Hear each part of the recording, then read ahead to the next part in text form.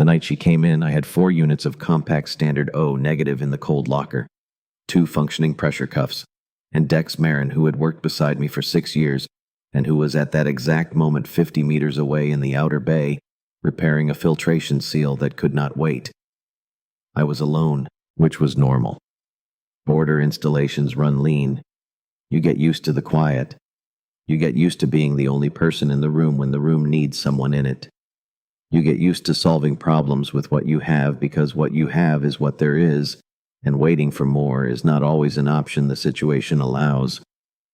What you do not get used to is the door opening at 11 at night, and 2 Velsarath warriors walking in carrying a third person between them like she weighed nothing, because she didn't, not the way she should have. They set her on the intake table, and then they stepped back with their hands at their sides, not reaching, not hovering, just standing the way soldiers stand when they have run as far as they can run, and there is nothing left to carry, and the carrying is now someone else's problem. One of them had a pressure wrap around her forearm that was leaking through at the seam. The other had nothing wrong with her that I could see, which usually means the injuries are internal, which usually means the person has been running on will alone for however long it took to get here. I did not look at them yet. I looked at her. Deep copper bronze skin, the kind that catches light like old metal when the person inside it is healthy, when the circulation is doing what circulation is supposed to do, and the blood is going where blood is supposed to go, and everything below the surface is working in the synchronized way that living things work when they are not in crisis. She was in crisis. The color had gone wrong in the specific way that color goes wrong when the body is losing the argument it is having with itself. Too cool. Too still. Her breathing was shallow enough that I counted 4 full seconds before I was certain she was doing it at all. 4 seconds is a long time to watch someone's chest for movement. It is long enough to run several calculations simultaneously. Long enough to understand that you do not have time for calculations. I got her on continuous monitoring. Started the primary assessment, found the problem in 90 seconds, penetrating abdominal trauma, left side. Bleeding that had been packing itself against a rib and slowly losing that fight for however long it had taken them to get here. Someone had field dressed it. Competent work.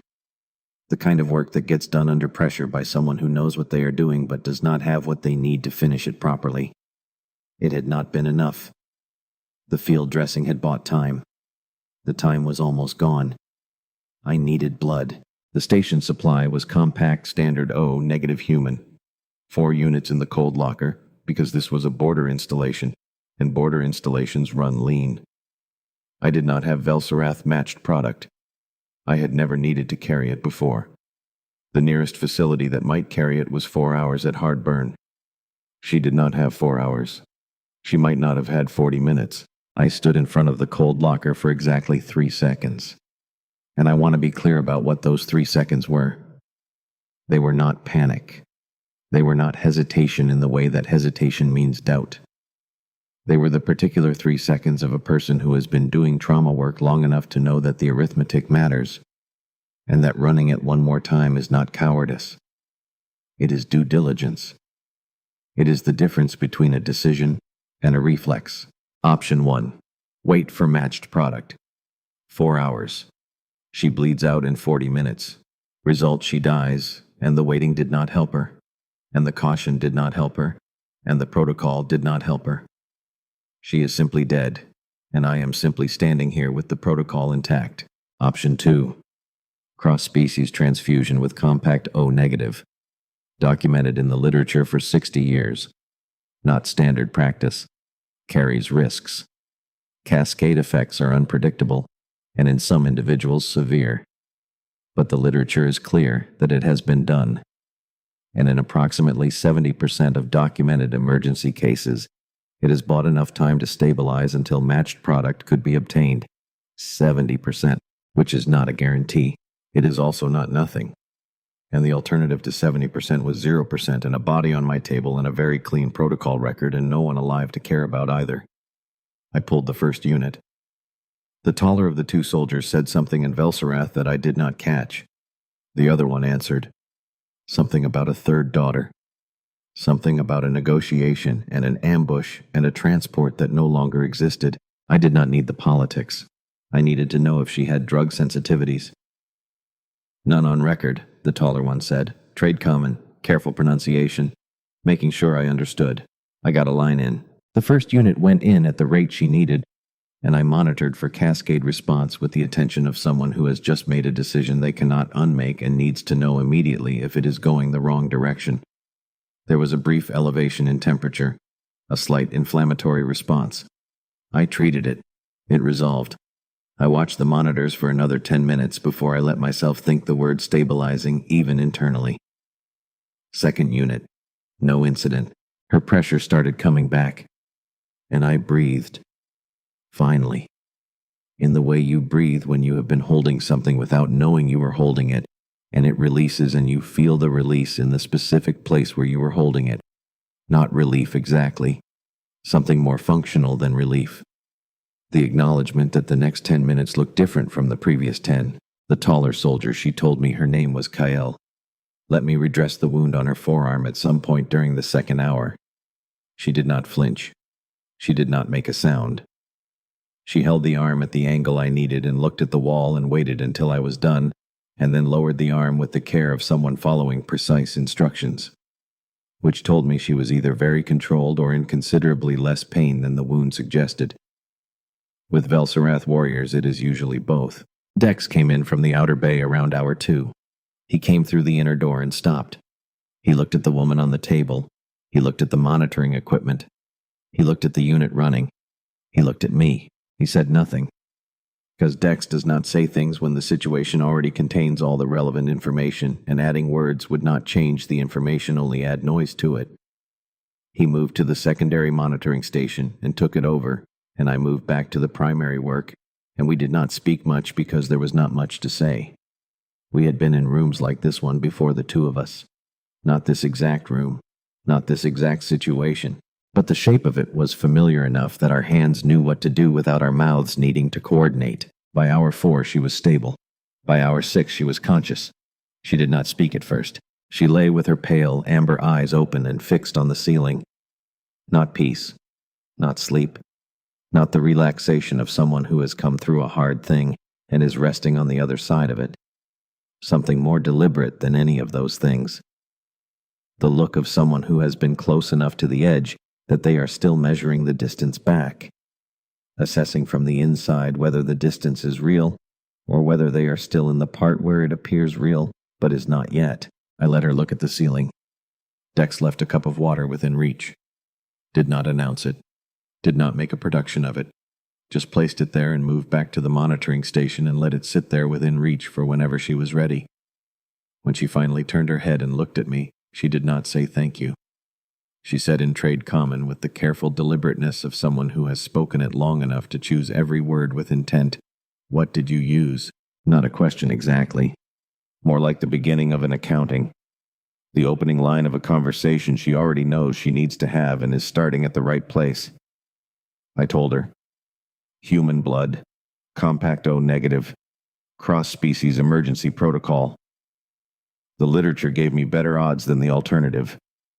The alternative was watching her die on my table while I waited for a transport that could not get here in time. She turned back to the ceiling, her jaw set in a way I had already begun to learn. Not anger, not distress. The expression of someone receiving information they do not have a prepared response for. Someone who will not produce a response until they have one, and who does not consider the time spent not responding to be wasted time. It is working time. So I waited. "Is it a problem?" I said. Eventually. She was quiet for a moment that lasted longer than the question warranted. "It may become one," she said, and that was all. She did not explain. I did not press. Because I have sat with enough people in the aftermath of the worst things that have ever happened to them to understand that some answers need to arrive at their own speed. Pushing does not make them come faster. It makes them come incomplete, forced into a shape they were not ready to take, and incomplete answers are worse than waiting because they close off the space where the real answer would have been. I let it sit. She slept through most of the next 2 days. Exactly what she needed to do. I monitored. I ran the follow-up panels. I found no cascade effects beyond what I had already treated. The cross-species transfusion had, by every clinical measure I could apply, worked cleanly. Her body had accepted the foreign blood in a way the literature calls successful integration. The two warriors stayed. They slept in the outer bay on folded thermal blankets and ate from the station provisions without asking for anything that was not offered. Kael let me change her dressing on the second day. She held the arm at the angle I needed again and looked at the wall again and did not flinch again. The wound was healing cleanly, which told me she had some medical training of her own. I did not ask about it. People who have medical training and do not mention it have usually decided not to mention it for a reason. I began to understand in those early days what Velserath recovery looked like from the outside. It does not look like human recovery. With humans, there is a gradual restoration of ordinary personality, the tentative humor returning, the appetite coming back, the visible exhale as the pain recedes and the fear recedes after it. There is a recognizable arc from the emergency toward the person who existed before it. With her, it was different. There was no arc. There was a process. Methodical. She was assessing herself the way you assess equipment after significant stress. Testing range of motion. Monitoring her own pain without complaint, simply noting it as a data point. Not with dread. Not with hope. With precision. She did not complain. She did not perform comfort for my benefit. She reported when I asked and directed her attention where she chose. On the third day, she sat up without assistance and asked for something to read. I gave her the compact border installation operations manual because it was the nearest thing to hand. She read it in what appeared to be a single sitting, with the focused attention of someone for whom reading is not leisure but work, another form of information gathering. And then she said on the afternoon of the third day, without looking up from the last page, "Your filtration maintenance schedule is behind." I looked at her. "Dex is working on it," I said. "Section 12 of this manual specifies a 14-day cycle. Your log shows the last full cycle was 22 days ago. We've had a busy month." She looked at me with the amber eyes in a way that made me feel I had said something slightly foolish without being entirely clear on what specifically it was. "I am not criticizing," she said. "I am noting that the difference matters. I'll take that under advisement." She almost smiled. A small thing. The corner of her mouth. A slight shift in the set of her jaw that changed the entire geometry of her face for just under a second, and was gone. But I noted it, because it was the first time I had seen it. And the first time is the one you remember. What I did not know then was that on the fourth day after the transfusion, something happened inside the biological record the Velserath warrior caste maintains on all active members. A flag. Automatic. Triggered not by any action either of us took, but by what her own cells had done in response to the foreign blood. Her body had not merely tolerated the compact O negative, it had incorporated it, at a level that goes deeper than simple acceptance and into something the Velserath warrior compact's oldest law was designed to recognize. Because what I had not known when I put the line in what I had no reason to have read was Article 14 of the Velserath warrior compact. A provision written not for peacetime, written for the aftermath of battlefield disasters, for the moments when a warrior was the only survivor and was found by someone not of the caste, someone who knew nothing of the caste's laws or customs, someone who gave what they had because giving was the only available action. For the question of what obligation runs between a life preserved and the person who preserved it. The provision said this: blood freely given in mortal emergency binds the giver to the recipient's lineage at the cellular level. And if the recipient's body accepts the foreign blood, not merely tolerates it, but incorporates it at the level the law calls acceptance, a biological event recorded in the recipient's own cells, a thing that cannot be faked, then the giver is recognized as Velserath Keth, bonded to the warrior line by act of blood, carrying all rights and obligations that attach to that standing, including the obligation of issue. If the recipient subsequently bore a child, the child's lineage recorded both parents, both lines, equal standing, equal acknowledgement, entered into the compact's own register, and impossible to remove without the consent of both parties. I did not know any of this. On the morning of the fourth day, while I was checking supply inventory in the back corridor, and Dex was running the outer bay, the woman on the station's medical table woke earlier than usual. She lay still for a moment. Then she got up slowly with the careful deliberateness of someone assessing whether the instruction to stay horizontal still applies. She went to the scanning station. She ran a panel. She sat with the results for a long time. She did not call for me. She did not call for Dex. She went back to the recovery bench and lay down and looked at the ceiling with the amber eyes steady and the jaw set in the way I was beginning to know. She was determining. I would understand later what she was determining. At the time, I only understood that the assessment she was running had expanded to include something beyond her own physical condition. Someone else. On the morning of the seventh day, 4 people arrived at the station. Dex came to find me in the supply corridor. "They're asking for her," he said, "and they're asking about you. There." 3 of them wore the formal livery of House Vorn, deep gray, copper thread at the collar.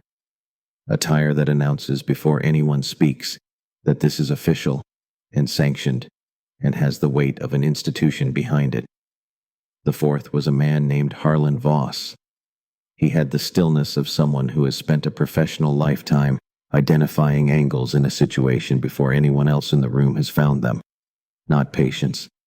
Calculation wearing the costume of patience, and standing behind him, not quite with the group, and not quite apart from it, was a man I did not recognize.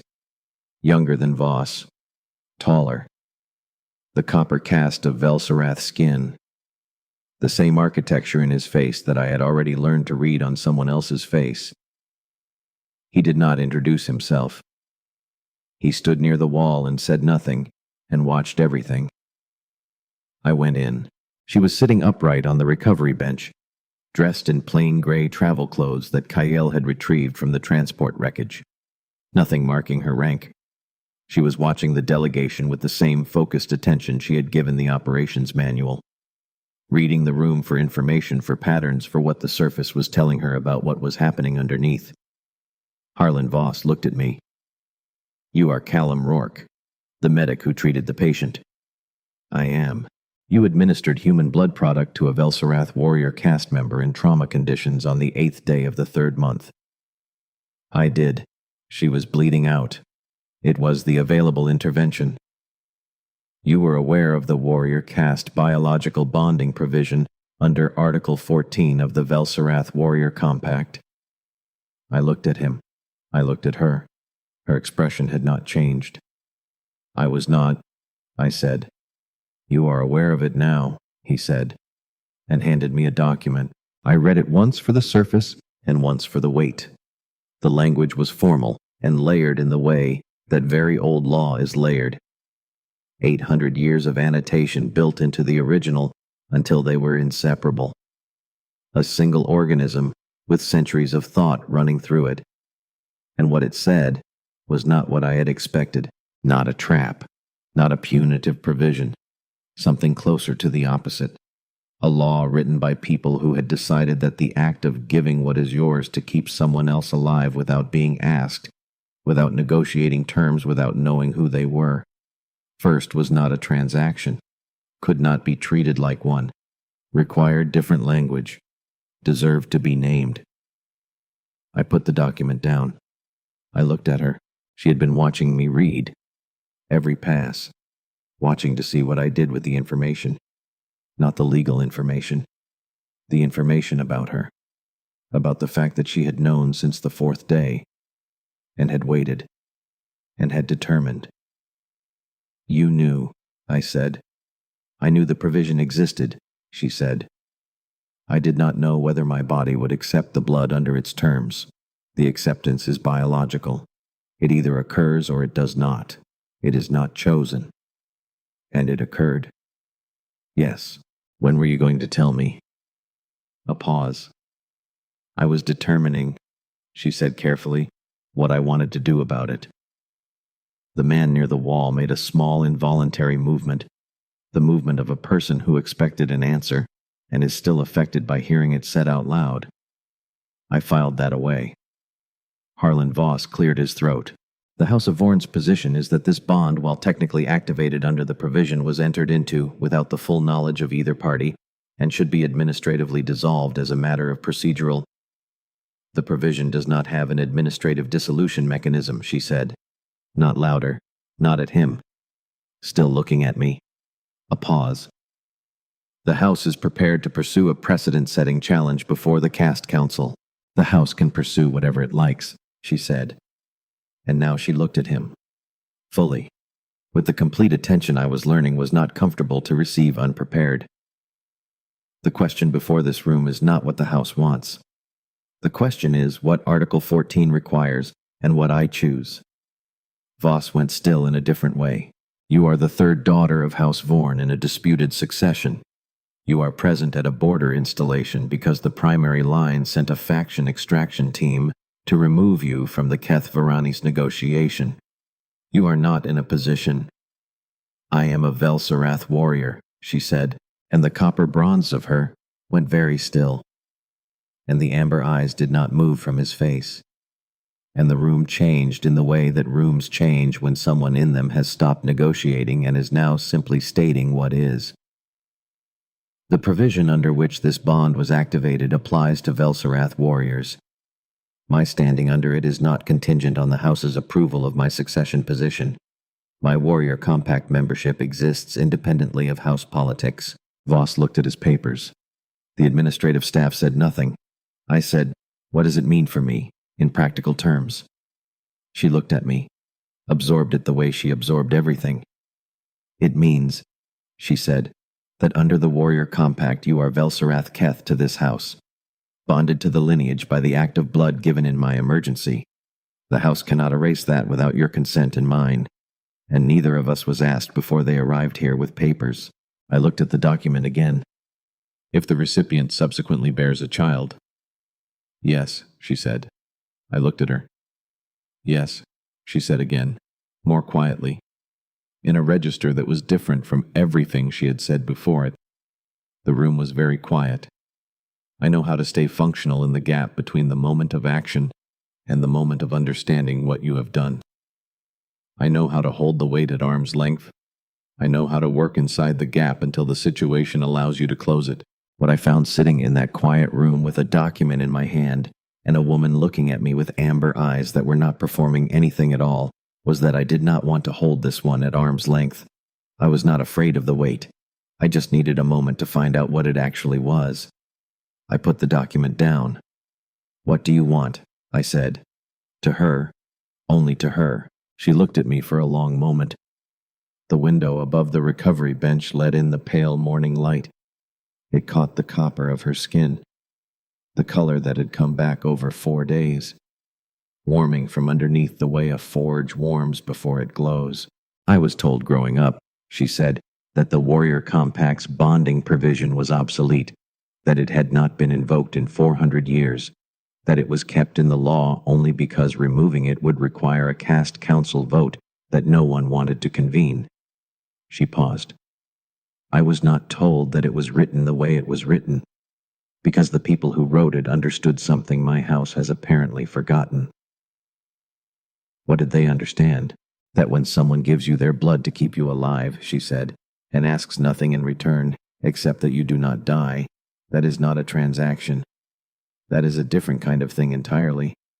The old law was trying to name it. It was trying to say, we see what this is. We are not going to pretend it is something else. Voss made a sound. She raised one hand, palm out. The sound stopped. Palm. I will need to file a formal statement of recognition, she said, looking at me.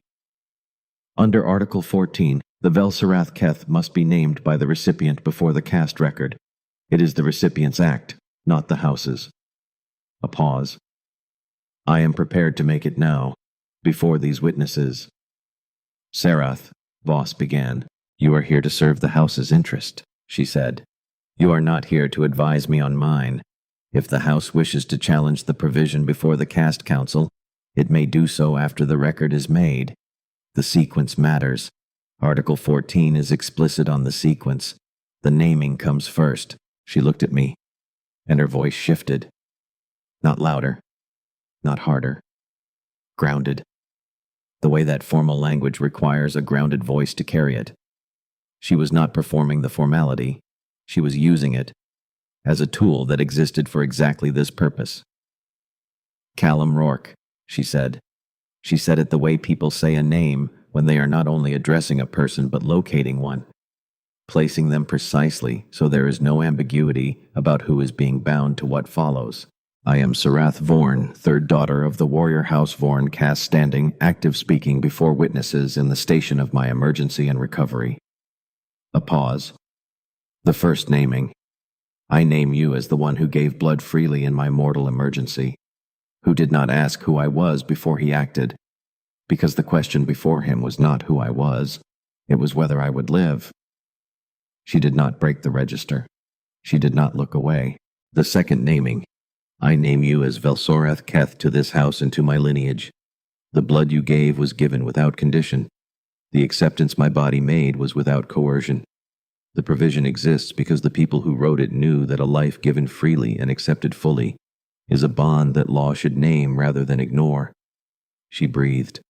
One breath. Steady. The third naming. Callum Rourke.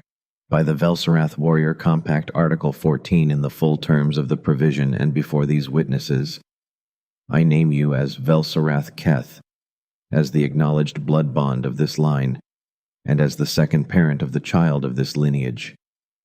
She lowered her hand. This naming is my act, my choice, made in full knowledge of its terms, without compulsion, and without administrative dissolution available after the fact. Voss was very still. I was very still. The man near the wall, her brother, I understood now without having been told, was watching with an expression I could not categorize. Not shock, not approval. Something between those things. The expression of someone who came here expecting to be troubled, and is troubled in a way they did not anticipate. Sarath looked at me, the amber eyes calm, settled, the way a person is settled when they have said the true thing out loud and there is nothing left to conceal. I should have told you sooner, she said, in her own register now, hers. I was determining. I had not been certain until I watched you read that document and put it back down without stepping away from it what kind of person you were. And now you're certain, I said. You did not flinch, she said. You asked what I wanted, not what the law required of you, not what it meant for your contractor standing, not whether you could challenge the provision's applicability. You asked what I wanted. A pause. The last person who asked me that without an agenda attached to the asking was my mother. She has been dead for 6 years.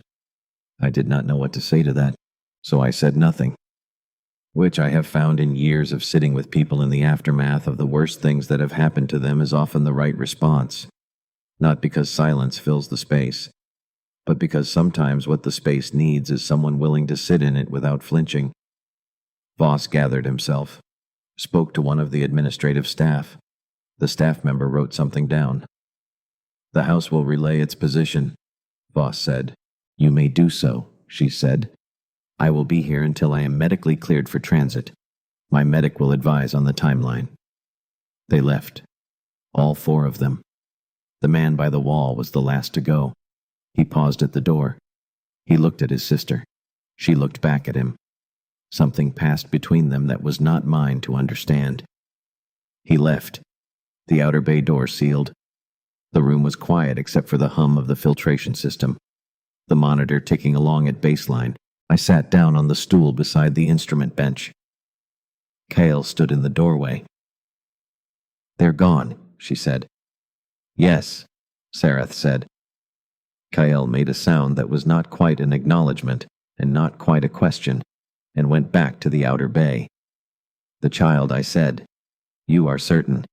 The station's own scanner confirmed it 2 days ago. I used the equipment in the early morning, before Dex arrived. I wanted to be certain myself before I told anyone.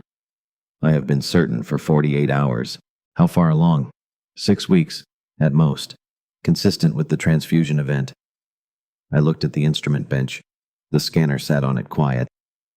I did not know anything about Velserath pregnancy. I said so.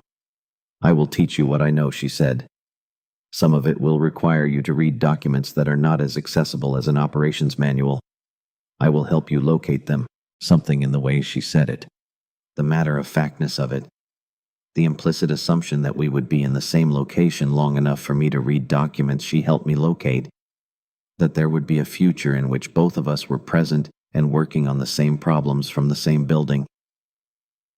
You want to stay, I said. This installation has a qualified trauma medic, she said. A functioning medical bay. A filtration system that is now operating on schedule. And the man who kept me alive is here. I have been living on transport vessels and transit accommodations for 2 years over the succession dispute. I have been determining since the ambush at Kethvaranis whether there is a place in this region where I could stop determining and simply be in a place. And you think this is it, I said. I think she said that a man who asks what I want rather than what the law requires. Who gave blood to a stranger because she was dying. Who sat down on a stool after hearing that he is Velserath Keth to a warrior house and the second parent of a child he did not know he was going to be and did not run. Is the kind of person next to whom a place can be a place. She was watching me. I am not romantic, she said. I want to be accurate about that. I am telling you a practical thing. You are the kind of person I would choose to be near, if I were choosing. A pause. I am choosing now. In case the distinction matters to you. The distinction matters, I said. Good, she said. Then we are in agreement about what this is. I have not in all my years on border installations been in a room where a woman told me I was the kind of person next to whom a place can be a place. There are no protocols for it. There is no training course. There is only the choice of whether to stay in the room or leave it. And I had apparently already made that choice. By sitting down on the stool. The 26 days started the evening after they left, not formally. There was no agreed schedule, no declared plan. Sarath simply appeared at the secondary terminal after the station's evening check was done, and Dex had taken over the outer bay watch, and the medical bay had gone quiet. She sat down, opened a document, and said without looking at me, "Sit." So I sat, which is how it started, not with a conversation about what we were doing or why, just a woman with a document and a tone that assumed compliance and a man who had apparently decided somewhere between the stool and the instrument bench to be the kind of person who sits when she says sit. Fine. I had made worse decisions. The document was Article 14, full text. Not the summary Voss had handed me. The actual original. 800 years of legal language layered over itself like sediment, each century's scholars adding their annotations until the original text and its commentary were a single impossible organism that had to be read slowly, and in order to be understood at all. She read it aloud in sections, then explained each section, then asked me to explain it back in my own words, and waited without expression until I got it right. The method of someone who knows that understanding only exists when you can reproduce it. That hearing is not the same as knowing. That knowing is not the same as being able to use. I had trained junior medics this way. I had not expected to be on the receiving end. It was not comfortable, because she did not simplify. She presented the full complexity of a thing, and waited with the patience of someone who assumes competence is achievable if given sufficient time and correct presentation. Which meant I could not hide behind confusion. She would stop, back up, approach from a different angle, and wait until I got it. The Caste Council's procedural rules require the respondent to establish standing before addressing the merits, she said on the second evening. Right. What establishes your standing? Article 14, the naming. More specifically, the biological acceptance, recorded in your cells, verified independently, which means it can't be disputed on the grounds of my not having known about the provision. Because the provision doesn't require me to have known. It requires the acceptance to have occurred. She looked at me. Yes, she said. Dex brought tea at 8 o'clock every evening, set it on the corner of the terminal without comment, without interrupting. He had a precise sense of when a question is warranted and when the situation already contains all the relevant information, and a question would only add noise. He thought the situation contained all the relevant information. He was right. On the fifth evening, she said, "The House will argue that your compact medical corps affiliation creates a conflict of interest, that your standing as a contractor supersedes your standing as Velsarath Keth." Does it? No. But they will make the argument, and it will sound reasonable to someone who has not read the full text of Article 14 and the relevant precedents. How do we counter it? She was already pulling up the precedent files. She had been waiting for me to ask. She had mapped the entire conversation in advance and was moving through it at the pace I could follow, rather than the pace she would naturally move at, which was considerably faster. "There is a case," she said. 200 years old. A Velsarath Keth, who also held standing under the compact medical system. The House at the time argued that his compact standing gave an external body authority over his Article 14 rights. The Caste Council ruled that warrior compact standing is self-defining. She looked at me. "You read ahead," she said. "You left the document open." A pause. "I left it open because I intended for you to read it." "Then why are you looking at me like I did something unexpected?" "Because," she said, and there was something in the way she said it that I could not entirely read, "I expected you to wait to be told. I've been a medic long enough to know you read the whole chart, not just the presenting complaint." She looked at the document, then back at me. The amber eyes with something in them that was its own thing, neither the working expression nor the almost smile, but a third thing I was still learning the name for. "Continue," she said. So I did. The days had a rhythm. Medical work in the mornings, afternoons for whatever the station required, evenings at the terminal. Sarath was not idle during the hours we were not studying. She was never idle. She read.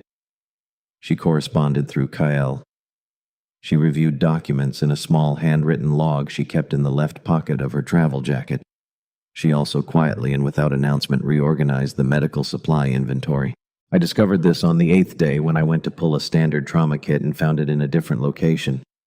A better location. One that shaved 4 seconds off the retrieval time in a high-stress situation. I went and found her. "You reorganized my supply inventory. The previous arrangement prioritized alphabetical order over access frequency. I've been using that arrangement for 4 years. "Yes," she said. "I know." I stood there for a moment. "It's better," I said. "Yes," she said. "I know." She went back to her document. I went back to work. Dex, watching from the outer bay doorway, said nothing. But there was something in the set of his shoulders that suggested a personal reaction he was choosing not to express. This was also very Dex. The problem arrived on the 11th day. Not the problem with the law. The other problem. The one I had not seen coming because I had been looking in the wrong direction. Dex found me in the back corridor at 7 in the morning. "Someone here," he said. "Not the delegation." I went to the outer bay. The man from the wall was there, Sarath's brother. Plain clothes, no livery, no administrative staff, no transport signature that Dex had flagged on the approach registry. He had not wanted to be tracked here. This was not a visit the house knew about. Sarath came from the recovery room. She looked at him. He looked at her. And something passed between them in a single second that was the entire compressed history of 2 people who grew up in the same house and ended up here. "Rovan," she said. "They found a different approach," he said. "No greeting. The directness of someone operating on limited time. Voss advised against it. They overruled him." She was still. "What approach?" He looked at me, then back at her. "The Compact Medical Corps," he said. "They filed a formal complaint 2 days ago. The argument is that Rourke performed a cross-species transfusion without documented consent from the patient, that it violated emergency medical protocol, that the procedure constitutes a breach of contractor standards." Something went cold and specific in my chest. "If the Corps revokes his affiliation," Rovan continued, "the House will argue before the Caste Council that his Velsarath Keth standing cannot exist independently of his contractor status. that the naming was made to a person who no longer holds the professional standing he held at the time of the act. The room was quiet. Sarath had not moved, the amber eyes running the full assessment, not reacting, processing. "That is not what Article 14 says," she said. "It is not," Rovan agreed. "But it is what they will argue, and the Council has not adjudicated Article 14 in 400 years. They want uncertainty. They want the Council to hesitate." I said, "Why are you telling us this?" Rovan looked at me directly for the first time. He was younger than I had first registered, mid-30s, the same architecture in his face that his sister had, the same quality of stillness, except where hers had the weight of someone who has chosen it over a long time, his had the weight of someone making the choice right now, against something pushing back. "Because Voss told them the argument was overreach," he said, "and they overruled him." A pause. "And because our mother would not have wanted this. She had been dead for 6 years. I knew that. She had told me. And I watched what those words did to Sarath's face. Not much, but something. Small and real and quickly managed. "You are violating the house order," she said, "by being here." "Yes. If they find out, they will find out," he said, simply. "The way you say a thing you have already made peace with." I came anyway. The room held that. Then Sarath looked at me. Both of us had work to do, and now we both knew what the work was. "Get your documentation," she said. I had it. Every decision from that night, every clinical note, every timestamp, every triage calculation, every reference from the cross-species literature. 4 hours of notes, time-stamped, detailed, cross-referenced. The actual version with the uncertainty and the calculation and the weight of what was at stake. I compiled them into a formal response to the core, not a defense in the defensive sense, an account. This is what I found. This is what the literature said. This is the triage calculation. This is the window. This is the alternative. The alternative was watching her die. Here is the documented success rate of the intervention I chose. I did not apologize, because I had made the right call. The patient was alive.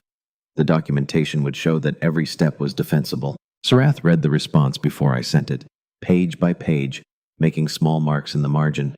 She finished, set it down. "Send it," she said. I sent it. Rovan stayed 2 hours. He and Sarath spoke in Velsarath in the recovery room. I had work to do, and I did it. When he left, Sarath came back to the terminal, sat down, opened her document, said nothing about the conversation. I said nothing. We went back to work. 12 days and the Compact Medical Corps responded. They did not revoke the affiliation, but they opened an internal review. Technically valid, procedurally uncertain.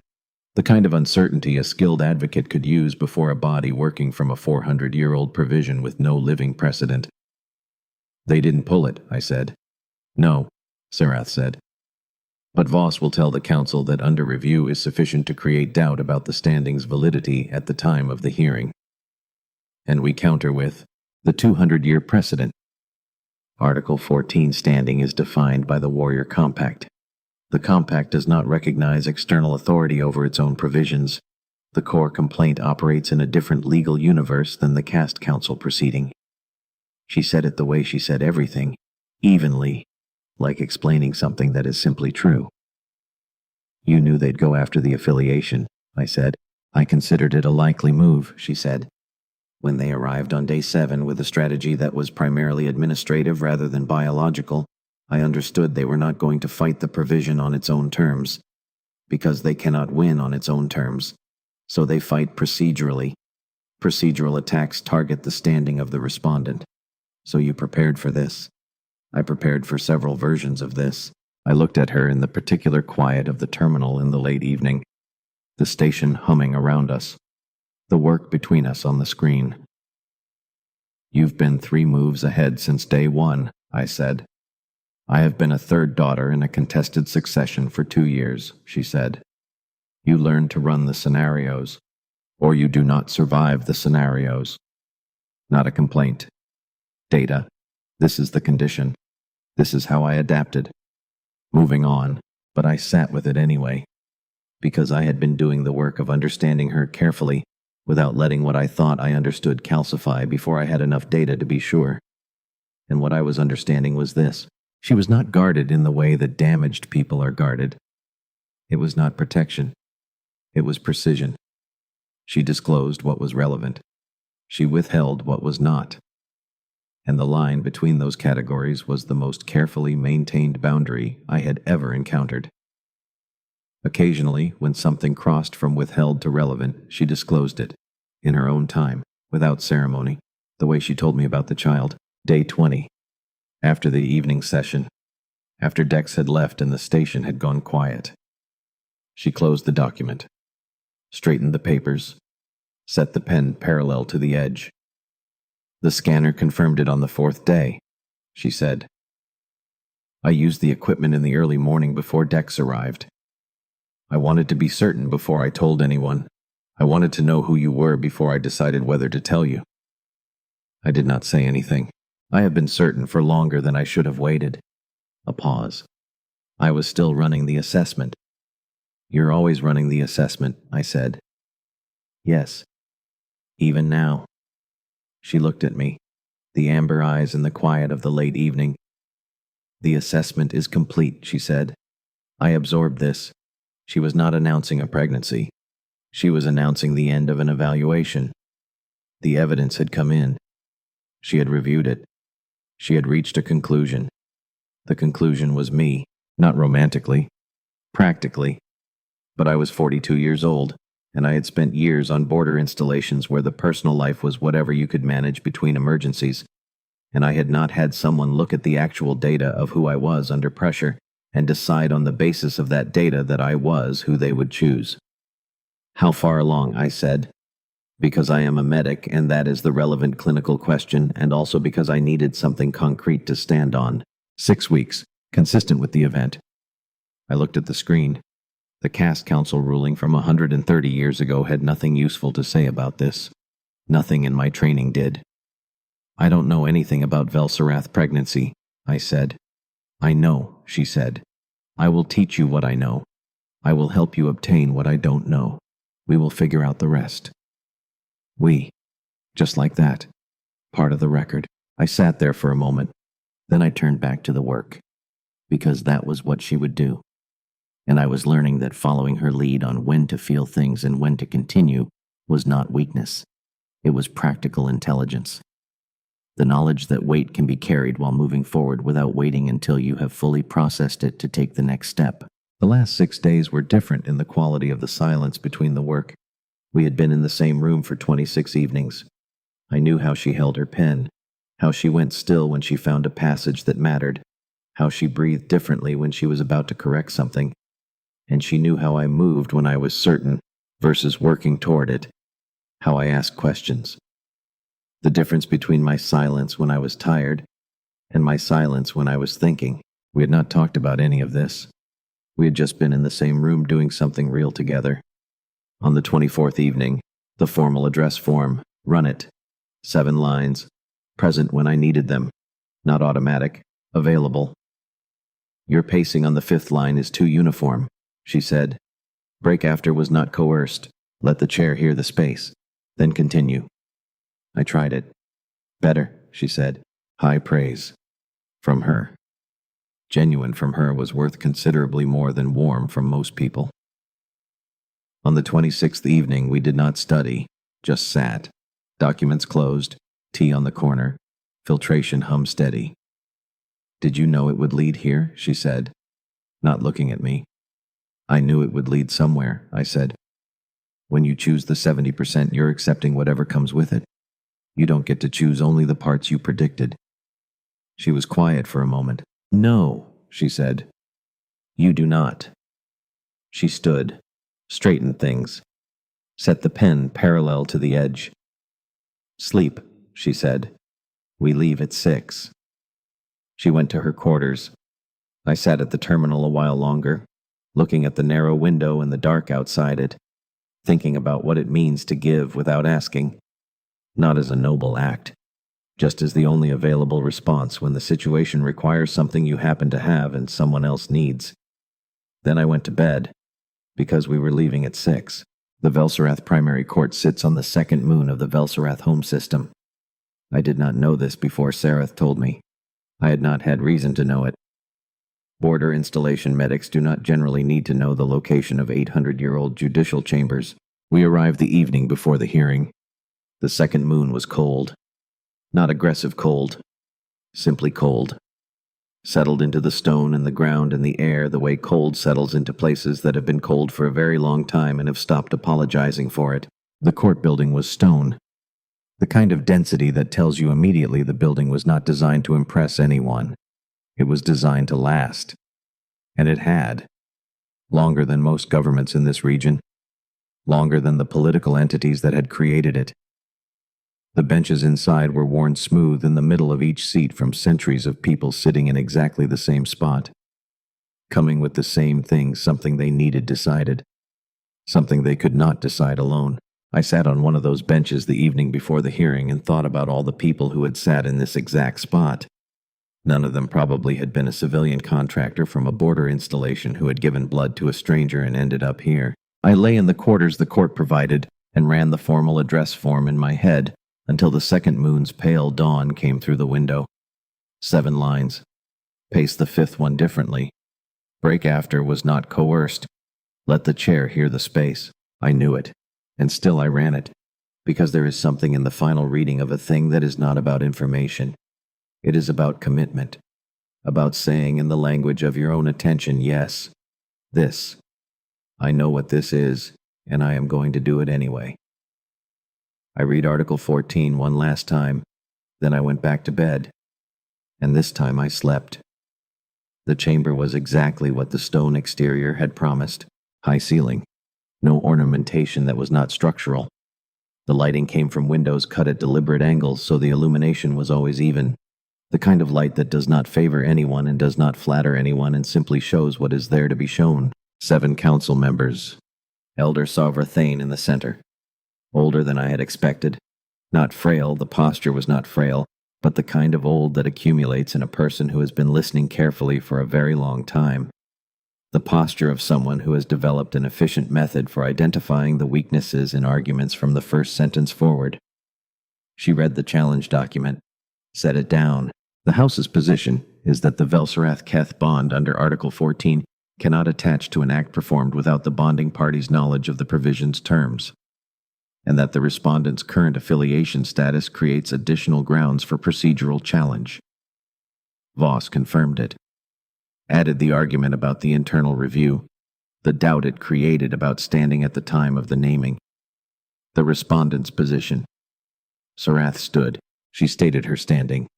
3rd daughter of House Vorn, active warrior caste member, standing not contingent on succession position. Then she stated the facts. Date of emergency.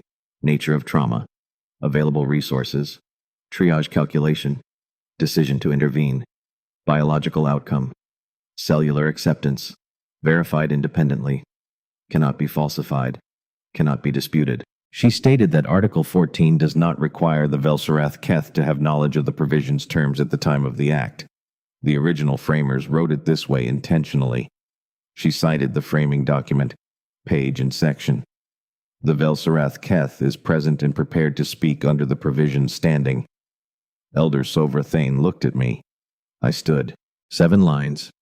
The language in my mouth the way a clinical procedure is in your hands after enough repetitions.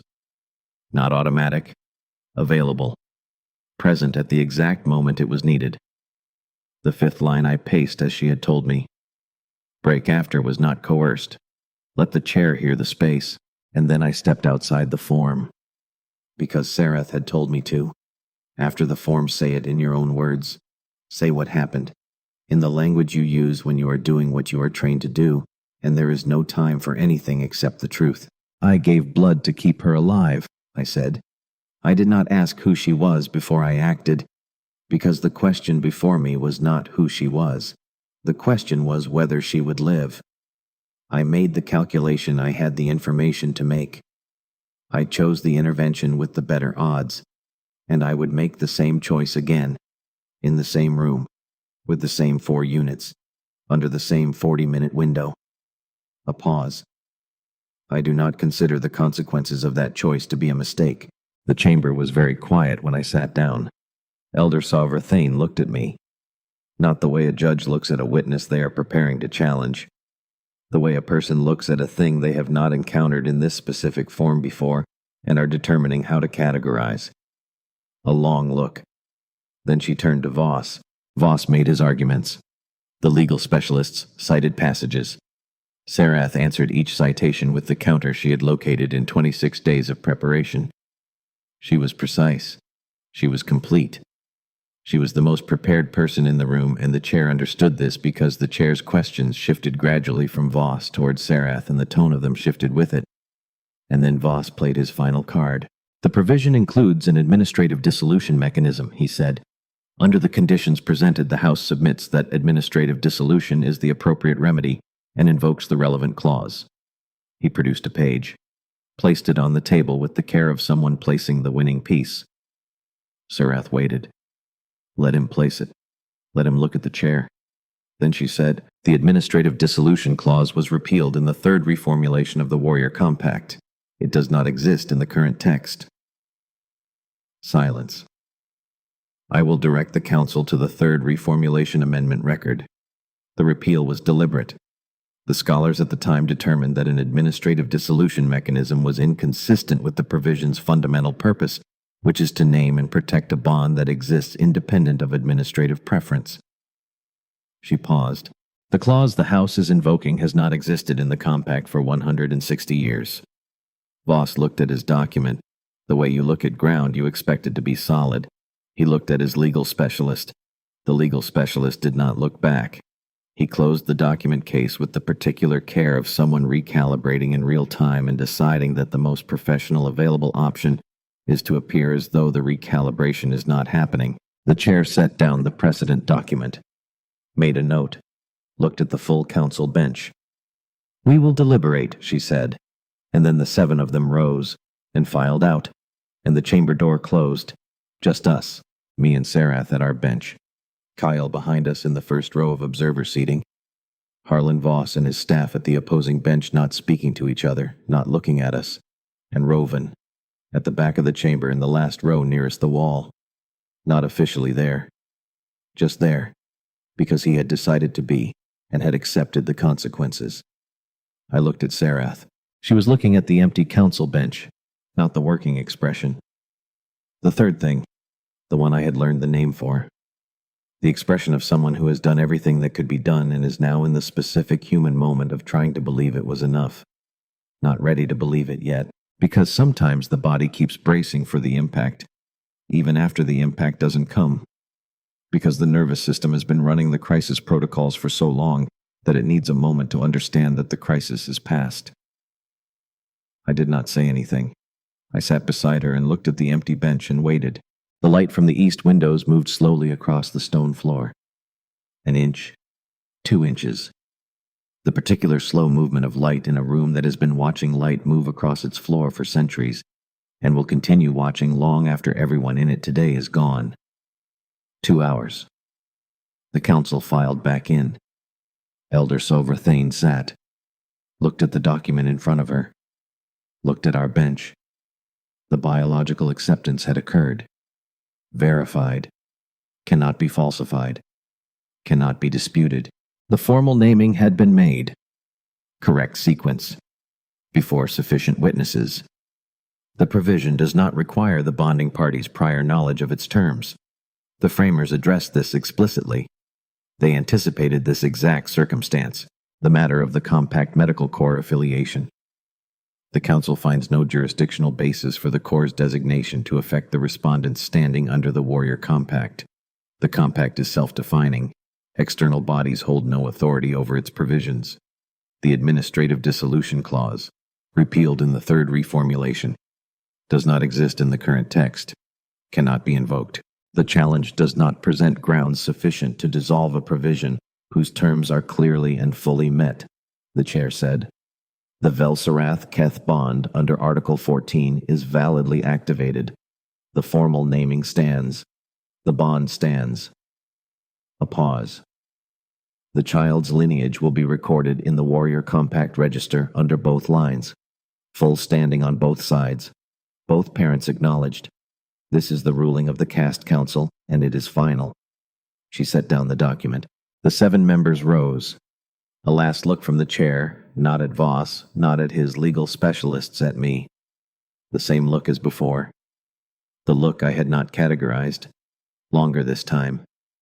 Something in it that I could not name but felt the weight of. And then she was gone. The chamber door closed. Voss and his staff gathered their papers in the silence of professionals who have argued a position that failed and are moving to the next thing. Voss paused at the end of the bench. He looked at Sarath. The House will relay the ruling through official channels, he said. I expect so, she said. He went. All of them went. Rovan came forward from the back of the room, stopped in the aisle near the first row, not close enough to intrude, not far enough to be absent. He looked at his sister. She looked at him. Between them was the full weight of 2 people who grew up in the same house and ended up here. The House will adapt, he said. Not a concession. A statement about how things are. The House always adapts, she said. A pause. She would have been here, he said. If she could have been. Sarath was quiet for a moment. I know, she said. Rovan looked at me. The look of someone completing an assessment that began on the 7th day in a medical bay on a border moon. You paced the 5th line correctly, he said. I was told to. I said. Something crossed his face that was not quite a smile, and was gone too fast to name. He nodded once. And then he went carrying what he was carrying, which was considerable, and which he had decided to carry before he arrived. The chamber door closed a final time. Just us. Sarath at the respondent's bench. The documents in front of her. The even light from the east windows. The worn stone of the chamber that had been holding arguments for longer than either of us could fully comprehend. She did not move immediately. She sat with the amber eyes on the empty council bench. Not the working expression. The third thing. The expression of someone who has been carrying a weight for a long time and is trying to determine whether it has actually been set down. Not ready to believe it yet. I did not say anything. I sat beside her and looked at the empty bench and waited. The light moved slowly across the floor. 1 inch. 2 inches. It is done, she said. Yes, I said. She turned and looked at me. The amber eyes in the even light. The copper of her steady. The station, she said. I would like to go back to it. Dex will have the filtration on schedule, I said. She almost smiled. Not the small one. Something more. Still brief. Still managed. But more. And this time I let myself note it properly instead of just filing it away. She stood. Kyle rose. The 3 of us walked out of the Velsarath primary court into the morning of the 2nd moon. Cold. Clear. The kind of bright that happens when there is nothing between you and the light, except thin, cold air. 13.5 months later, the medical bay of the border installation was different, not unrecognizable. The same layout, the same outer bay, the same secondary terminal where I had spent 26 evenings learning cast law from a woman who did not simplify. But the equipment was different. Upgraded. Matched Velsarath medical technology obtained through the logistical support clause in the appendix of Article 14, which I had found, because she had taught me how to read the full document, which meant the appendix, which meant the clause, which meant I knew to apply for it, which meant I had applied, which meant Compact Medical Corps had been surprised, but not unwilling to accommodate. Dex had installed it without comment. He had read the Velsarath technical format twice because it was not a format he knew, and then he had done it correctly. Because he was Dex, and that was how Dex did things. Kale was in the outer bay, 9 months at the station, now officially designated as security detail under a compact provision. Unofficially, she was also the person who had reorganized the outer bay in a way that I had not questioned, because I had accepted that reorganization was something that happened around me now, and the results were always better. She and Dex had developed a working relationship built on task completion and occasional shared assessment. As far as I knew, they had never had a conversation longer than 4 sentences. They understood each other perfectly. I had been awake since the early hours, not anxious. I do not do anxious when I have work to do. What I was standing in the medical bay with the new Velserath equipment operational and the monitoring system running what I was present, entirely present, the way I am present in a trauma situation.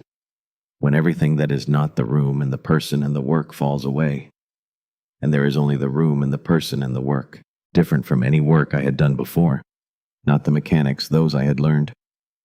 14 months of learning Velserath prenatal medicine from documents that were not easily accessible, and a woman who did not simplify, and a Dex who had decided to learn Velserath technical format because it might be useful, and with Dex, anything that might be useful became a thing he knew.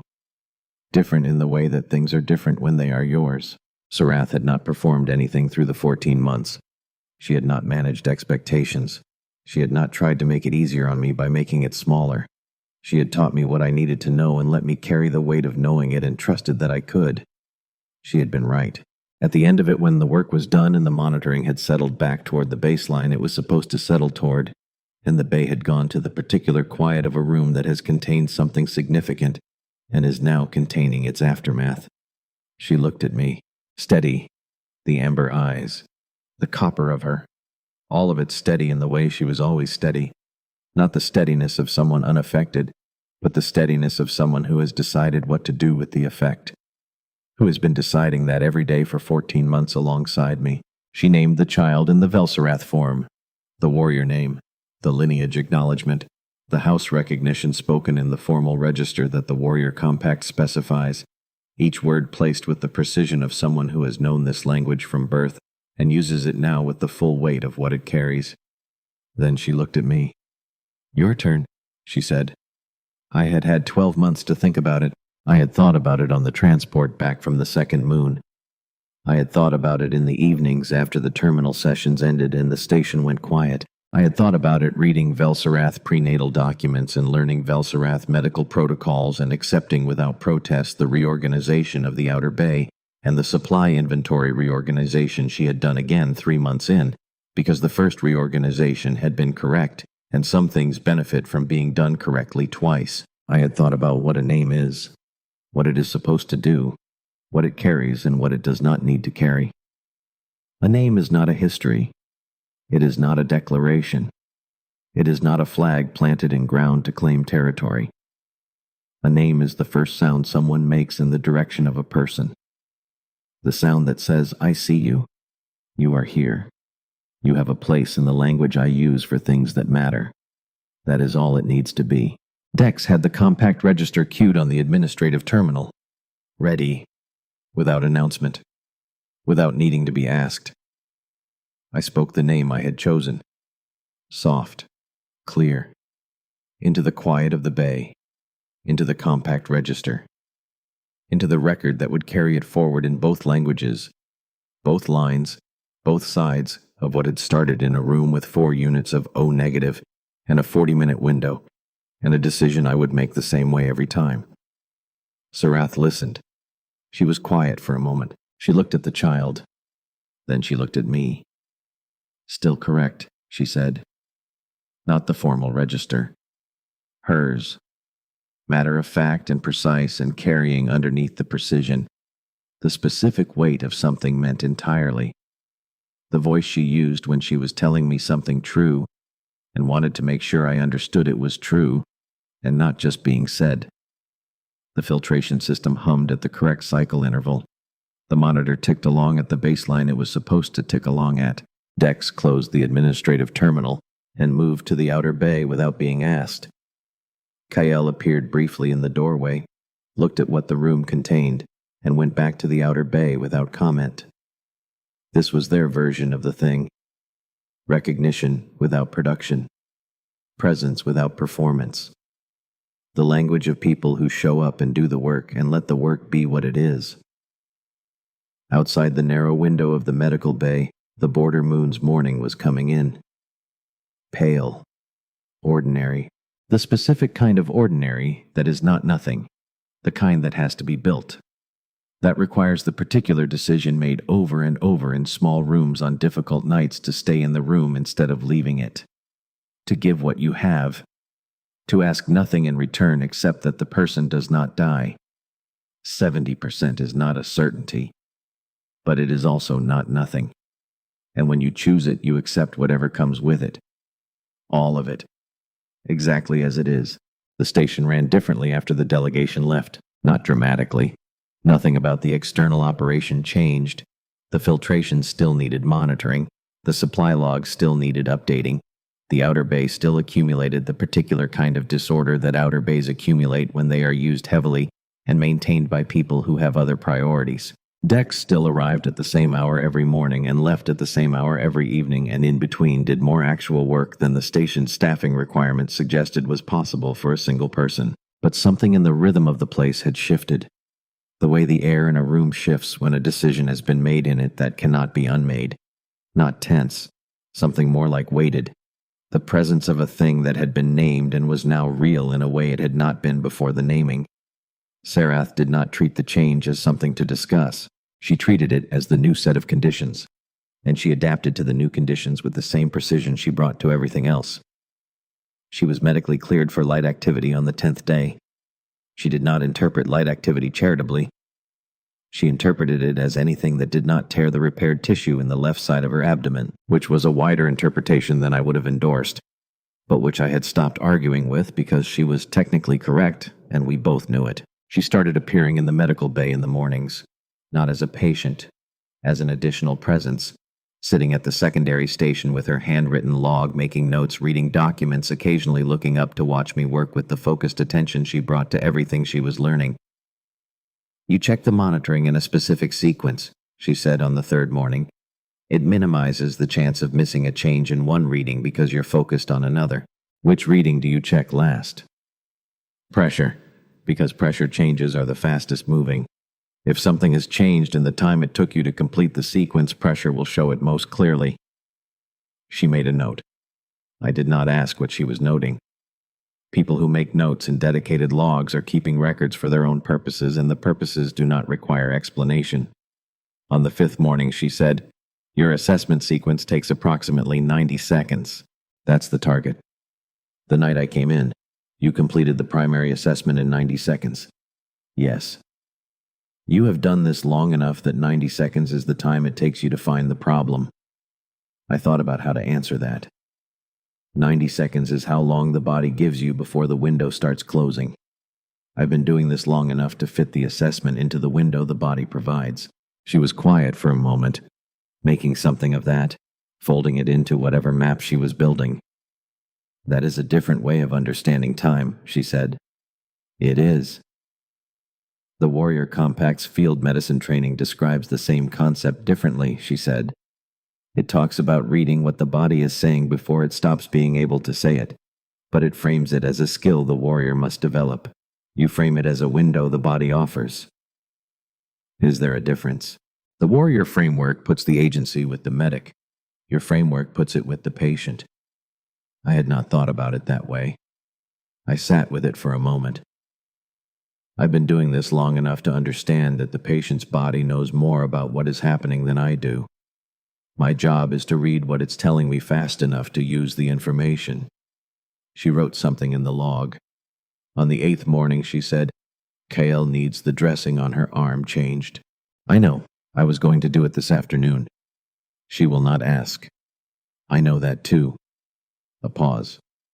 "How do you know?" "The same way I knew you weren't going to ask for the water Dex left on the 3rd day. You were waiting to see if I would notice that you needed it without being told." She looked at me. "Yes," she said. "That is correct. People who have spent a long time managing their own needs in environments where asking creates vulnerability learn not to ask. They wait to see if the person they're with notices." She was quiet for a long time after that, long enough that I had moved on to the next task before she spoke again. "My mother noticed," she said, "without being told. I thought for a long time that it was specific to her, that it was a quality she had that other people did not." "It's a trained skill," I said. "Some people come to it naturally. Most develop it through enough exposure to situations that require it. And you developed it through exposure. 11 years of trauma work on border installations. People who come through that door are not going to tell you what's wrong. They're in too much pain or too much shock, or they have been managing their own condition for so long that telling someone else feels like a failure. You learn to read what they are not saying. She considered this. Then, that is also how you knew what to do when I could not speak. I had not connected those things explicitly before. I connected them now. Yes, I said. I suppose it is. She made another note, and I went back to work thinking about the specific way that 11 years of sitting with people in their worst moments had trained me for a morning conversation with a Velsarath warrior who was recovering from penetrating abdominal trauma and had reorganized my supply inventory and was keeping a handwritten log of observations about my clinical methodology. The ways that things prepare you for other things are not always visible until the preparation has been used. On the 12th day, she asked me to show her the operations of the station's medical scanner. Not as a patient, as a student. She wanted to understand how I used it, what information it provided, how I interpreted the output and cross-referenced it against what I was observing directly. I showed her. She asked questions with the precision of someone who has a map of the territory already and is checking specific coordinates against the actual landscape, not building from zero, filling in gaps in existing knowledge. You have medical training, I said, not an accusation, an observation. Field medicine. The Warrior Compact provides extensive field medicine training. It is not the same as what you do. What's the primary difference? Field medicine assumes you are keeping someone alive long enough to get them to a facility like this one, she said. What you do assumes you are the facility. That's accurate. It requires a different relationship with uncertainty, she said. Field medicine operates with the knowledge that the definitive intervention is coming. What you do is the definitive intervention. There is no one coming after you. There's the cold locker, I said, and whatever I have in the supply bay, and 60 years of cross-species literature. The corner of her mouth, the almost smile, gone quickly but there. And the odds, she said. And the odds. I agreed. She looked at the scanner output on the screen, at the data it had generated about her own recovery. She had been reading those outputs every morning, I realized, not checking for reassurance, checking for accuracy, comparing what the scanner showed against what her own internal assessment was telling her, calibrating one against the other. Your methodology, she said. When you made the decision that night, you did not consult anyone. There was no one to consult. Dex was in the outer bay, but if there had been someone, another medic, a specialist, I thought about it. I would have consulted them if they had information I didn't have, but the decision would still have been mine. You can't outsource the decision to give blood to keep someone alive. At a certain point, the consultation has to end, and someone has to act. She was quiet. In the Warrior Compact, she said, there is a concept. It does not translate well to trade common. The closest approximation is something like the moment when the decision belongs to the hand rather than the mind, when further analysis would produce worse outcomes than action based on existing information. We have a version of that, I said. In clinical training, they describe it as the point where additional data collection costs more time than the data is worth. And you reached that point. In the 90 seconds. Yes. She made a final note in the log and closed it. She sat for a moment looking at the closed log the way she sat with things sometimes giving them the moment they required. The Warrior Compact's field medicine doctrine, she said, does not account for the scenario in which the only available medic is someone from outside the caste. It assumes the medic will be a caste member, or it assumes the warrior will not survive without a caste medic. The provision in Article 14 exists because the reality of battlefield disasters did not match the doctrine, because warriors were found and kept alive by people the doctrine had not accounted for. The law was more realistic than the training. The law was written by people who had survived the gap between the doctrine and the reality. The training was written by people who preferred the doctrine. She paused. That is a common problem. I thought about the 4 units in the cold locker, about the gap between what the installation's supply standards had anticipated and what the situation had required, about the 60 years of literature that existed because people had faced that gap before and had done something about it and had written down what they had learned. The people who wrote Article 14, I said, were they medics? Some of them. Warriors who had also trained as field surgeons, which the compact used to require of all warrior caste members. The requirement was dropped 800 years ago, but the law written by the people who held both roles survived. Because they understood both sides of the gap. Because they had stood in the gap themselves and knew what it actually required, she said, rather than what the doctrine said it should require. She stood, straightened the log, put it in her left jacket pocket. "Your filtration check is due," she said. I had not checked the time. She had. I went to check the filtration. On the 16th day, I found a document she had left on the secondary terminal. Not the log. A different one. A single page handwritten in Velsarath script on one side and Trade Common on the other. The Trade Common side was clearly a translation she had written herself. The Velsarath original was in a different hand. Older ink. I read the Trade Common side. It was a letter. Not to me. A letter from someone to someone else old enough that the names had been rendered into formal register forms that did not translate directly. But the content was clear. It was a letter from a warrior written after a battle to the person who had kept them alive, when they had no reason to expect anyone would try. Not a thank you letter. Something more specific than that. More precise. The warrior described what it had felt like to understand afterward that someone had given what they had without knowing who they were giving it to, without knowing if the giving would work, without any guarantee of return. Had simply looked at the situation and determined that the situation required action and that they were the person available to take it. The warrior had written, "I did not know how to name what you did until the law gave me the language for it. I am grateful for both, for what you did and for the language, because unnamed things are harder to carry." I set the document down. I did not mention it to her. She had left it on the terminal because she intended me to read it.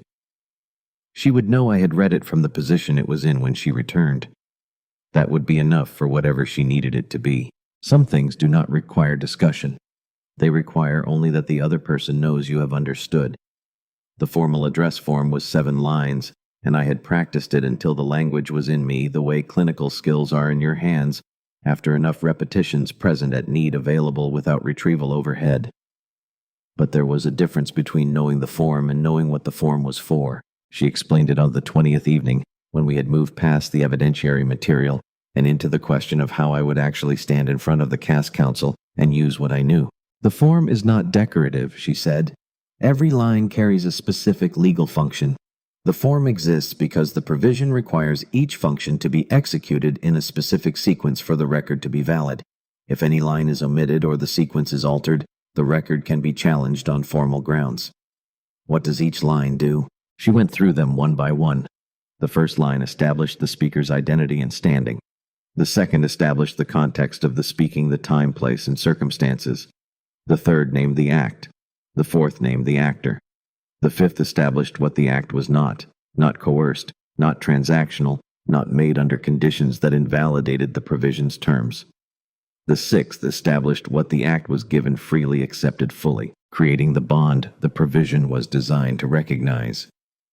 The seventh made the formal record stating the provision under which the recognition was being made, and the complete name of the Velsarath Keth being recognized. 7 lines, I said. 7 legal functions. The provision's scholars have written extensively about the number, she said with a quality in her voice that I had come to recognize as the closest she came to dry humor. There are 7 moons in the Velsarath primary system. The correspondence is not coincidental. The scholars found meaning in it. The scholars always find meaning in things. That is what scholars are for. The quality intensified slightly. Whether the meaning was intended by the original authors is a separate question that the scholars have also written extensively about and not resolved.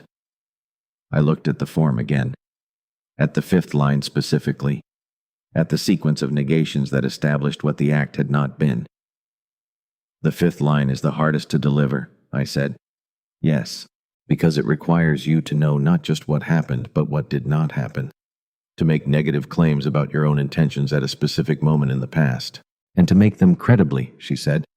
The council will be listening for hesitation on the fifth line, not because hesitation means you are lying, but because hesitation means you are uncertain. And uncertainty about your own intentions is the opening Voss needs. If you hesitate, he will argue that you are not certain the act was freely given. And if you are not certain, neither is the record. So the fifth line requires certainty. It requires the kind of certainty that comes from knowing what you actually did, she said. Not performance of certainty, actual certainty, which you have, because you know what you did. I read the fifth line again. What the act was not. Not coerced, not transactional, not made under conditions that would invalidate the provision's terms. None of those things were true of what had happened that night. I had been alone in a room with 4 units of blood, and a woman dying on my table, and a window of approximately 40 minutes. There had been no coercion because there had been no one in the room to coerce me. There had been no transaction because there had been no time for one, and I would not have conducted one anyway. The conditions had been exactly what they had been, clean of complication in that specific way. The arithmetic of a situation that requires action and offers you the resources to take it, and then simply waits to see what you do. I had given blood to keep someone alive. That was what had happened. That was all that had happened. And the fifth line's function was simply to state that nothing else had happened at the same time. The fifth line, I said, is the easiest one to deliver, because there is nothing to be uncertain about. She looked at me. Yes, she said. I know. A pause.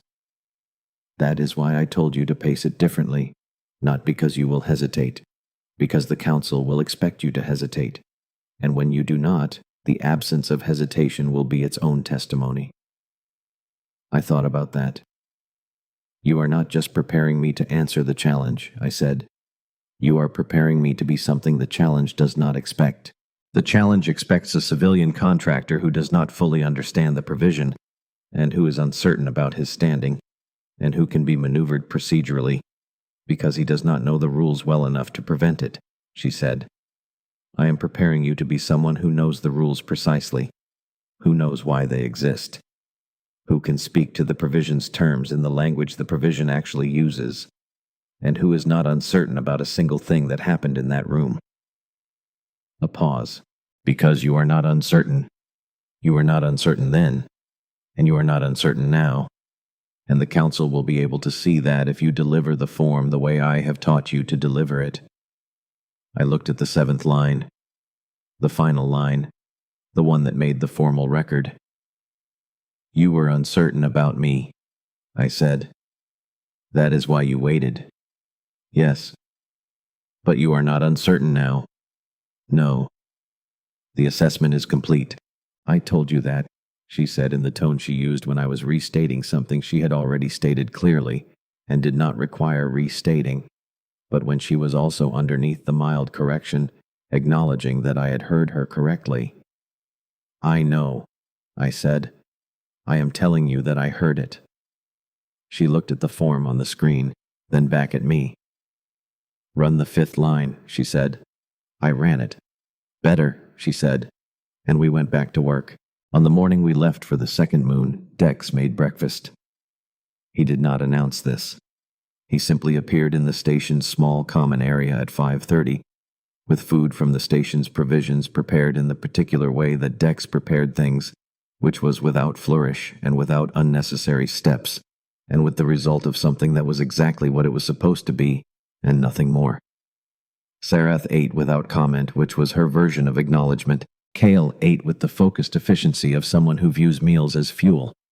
I ate and thought about the 7 lines and the 5 lines pacing and the long stone chamber that Sarath had described in detail one evening, so that I would not arrive at it unprepared, and find that the space itself had done something unexpected to my delivery. The chamber absorbs sound, she had said. The stone walls. You will feel like you are speaking into a space that is taking your words and not giving them back the way you expect. Adjust your pace accordingly, a fraction slower than you would speak in a normal room. How much slower? Enough that the words have time to reach the back of the chamber before you speak the next ones, not slow enough to sound hesitant. The pace of someone who knows what they are saying and is saying it with sufficient care that the meaning arrives intact. I had practiced this in the medical bay when no one was there, speaking the 7 lines at the pace she had described and listening to the way the sound of them moved in the air and learning the feel of it. At 6 o'clock, Kyle moved to the transport access. Sareth stood in the doorway of the medical bay for a moment looking at it, not sentimentally, with the focused attention of someone taking an inventory of the space and its current state and the state it should be in when they returned. "The filtration," she said. "Dex will maintain it," I said. She nodded once and went to the transport. I stood in the doorway of the medical bay for a moment after she had gone. The monitor ticked along at baseline. The filtration hummed.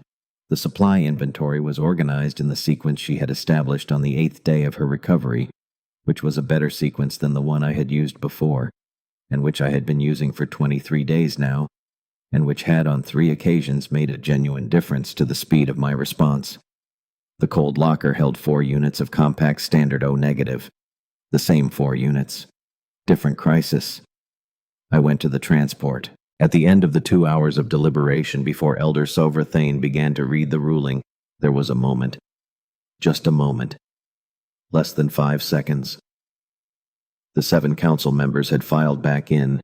They had taken their seats in the same sequence they had left them. The chair had received the formal document from the member on her left. She had looked at it, not reading yet, looking. And then she looked at us, not at Voss, not at his legal specialists or his administrative staff, at our bench, at Sarath first for approximately 2 seconds with the particular look of someone who has spent their professional life evaluating respondents and is making a final evaluation before the record is stated.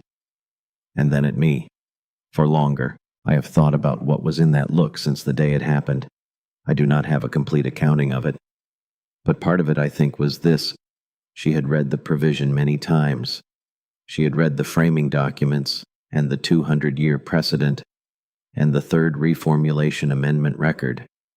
She had read all of the things that Sarath had placed before the council in the previous hours, with all the precision of someone who had spent 26 days finding exactly the right documents and presenting them in exactly the right sequence. And what the chair was assessing in those few seconds before she began to read was whether the person at the respondent's bench matched what the provision was designed for.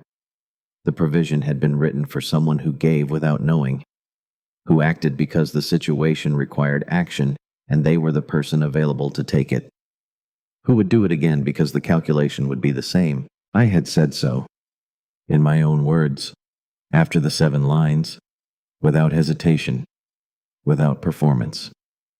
And she was looking at me to see if the person who had said those words was the person who had done the thing. I looked back at her. I did not say anything. There was nothing to say. I had said what I had to say. She held the look for the full 5 seconds, and then she looked down at the document and began to read. I had my answer before she gave it, not because I was certain the ruling would be in our favor, but because I understood in those 5 seconds what she had seen when she looked at me. And I understood that she had looked at me that way because what she had seen matched what she needed to see for the ruling she had already reached. The rest was formality, important formality, the kind that gives things their weight in the world, the kind that makes real what would otherwise be only true, but formality nonetheless. The ruling was what it was. The bond stood. The naming stood. The child's lineage would be recorded under both lines with full standing on both sides. And when it was over, and the chamber had emptied, and Rovan had gone, and Kale was near the door, and Sarath was still sitting with the amber eyes on the empty bench doing the thing where she sat with the weight until she was ready to determine whether it had actually been set down, I sat beside her and waited, because that was the thing I had learned. In 26 days of evenings at the terminal, and mornings in the medical bay, and the particular silence of a station at night when the work is done and the next thing has not started yet. The thing she had taught me without teaching it, just by being the person she was, in the specific way she was that person. Some things do not need to be fixed. Some things do not need to be filled in, or made lighter, or resolved. Some things just need someone willing to sit in them without flinching, without looking for the fastest exit, without performing comfort. Just sitting, just being there.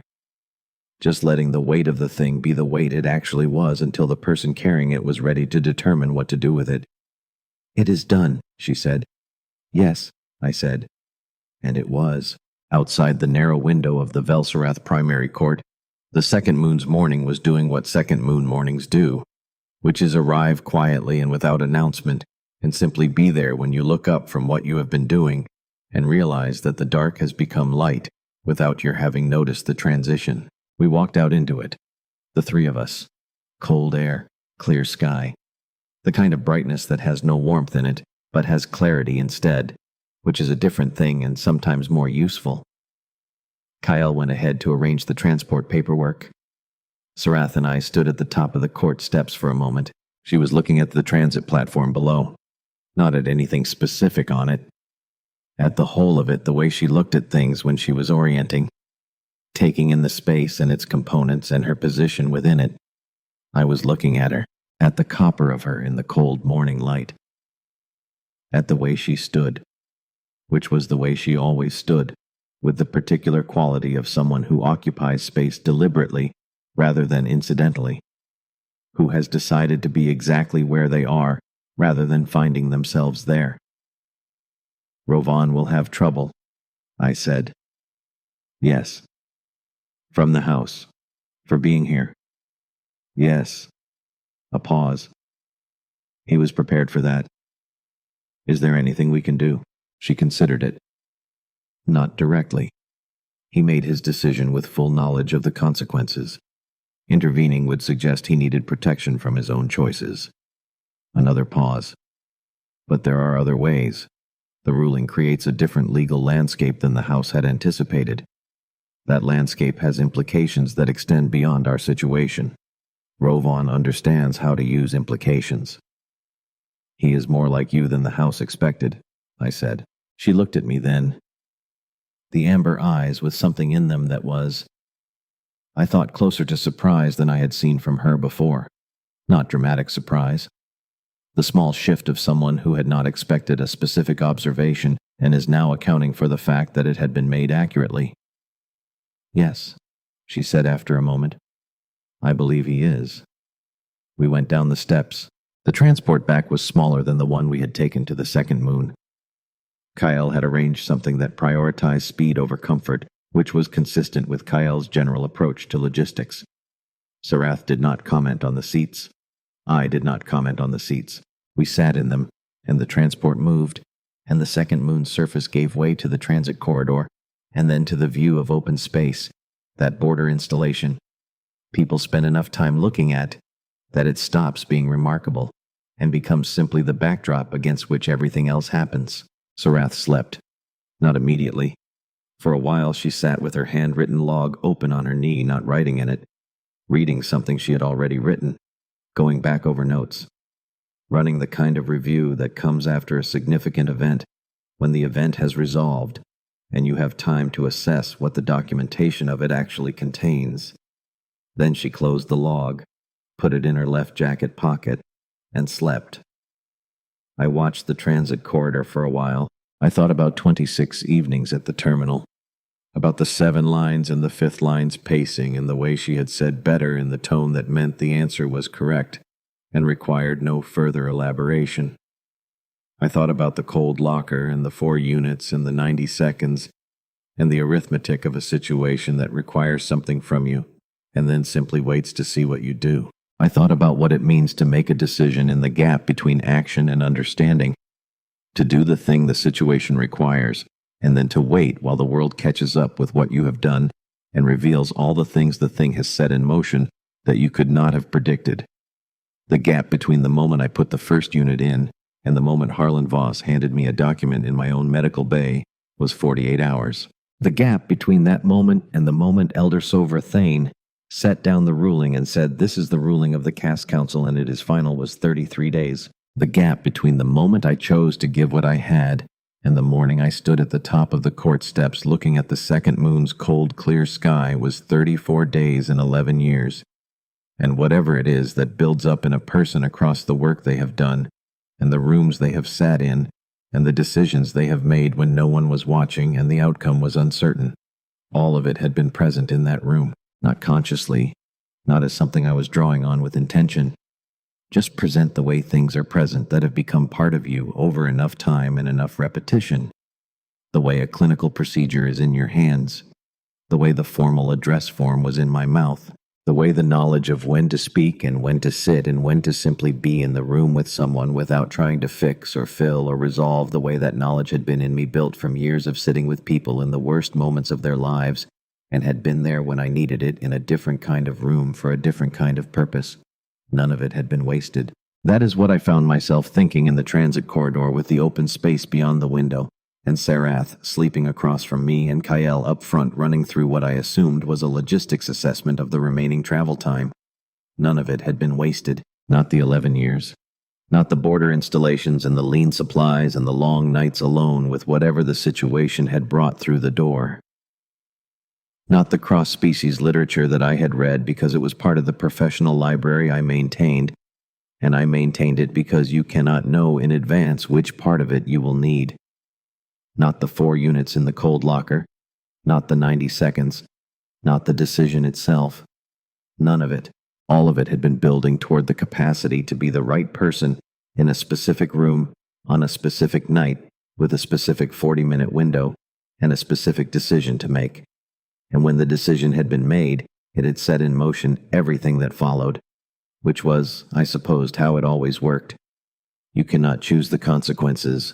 You can only choose the action, and then you accept what comes with it, all of it, exactly as it is. Sarath shifted slightly in her sleep, adjusted her position with the unconscious precision of someone who had learned over years of sleeping in transit accommodations how to find the most stable angle available in an uncomfortable seat. The log was still in her left jacket pocket. Her hands were relaxed in her lap. She looked in sleep like someone who had put down something heavy, not permanently. She would pick it back up when she woke. The succession dispute was not resolved. The house would continue to adapt, which in House Vorn's case meant continuing to maneuver. Rovan would face consequences that might or might not be navigable. The child's standing would create implications that would need to be managed over years and probably decades. None of that was done, but for now in the transit corridor with the open space beyond the window and the second moon receding behind us and the border installation ahead, she had put something down. And I watched her sleep and thought about the second moon's cold morning light and the look on Elder Sovrathane's face in those 5 seconds before the ruling, and the way Rovan had said you paced the 5th line correctly in the tone of someone confirming something they had needed to see confirmed. And I thought about the name I would choose. I had 12 months. That was enough time to find the right one. The border installation came into view on the transit display approximately 4 hours after we left the second moon. Sarath was awake by then, sitting with the log open and a pen moving in it, making notes with the focused efficiency of someone catching up on documentation that had accumulated during a period when other things had required priority attention. Kyle from the front of the transport said, 14 minutes.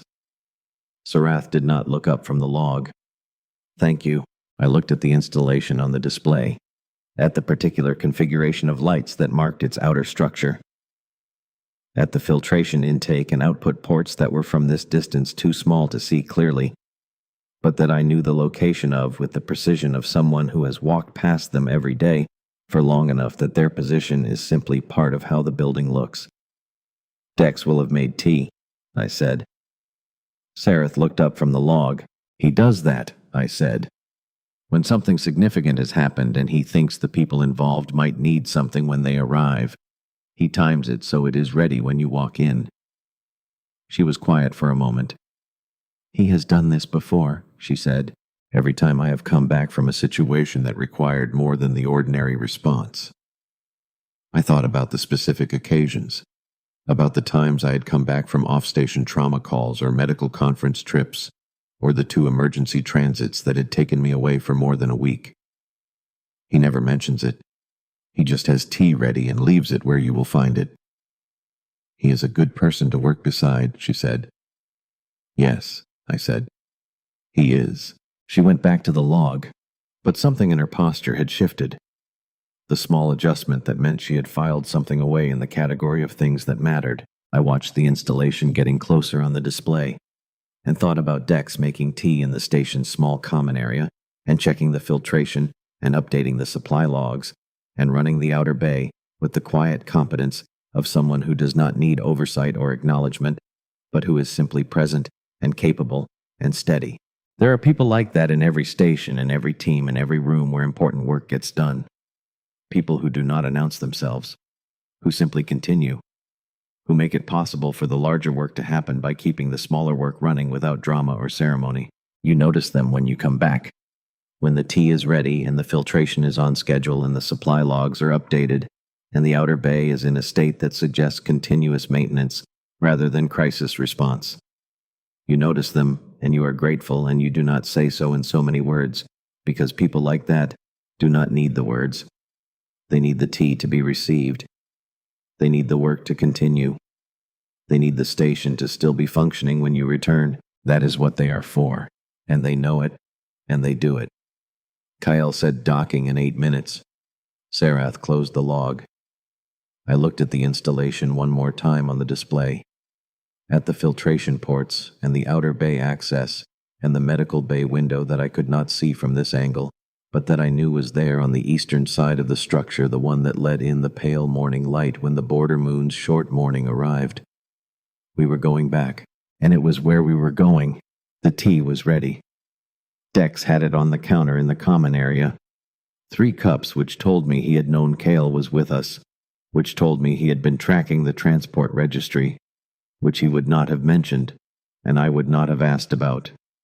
Sarath picked up one of the cups, held it for a moment, looked at it the way she looked at things that were telling her something she was in the process of understanding.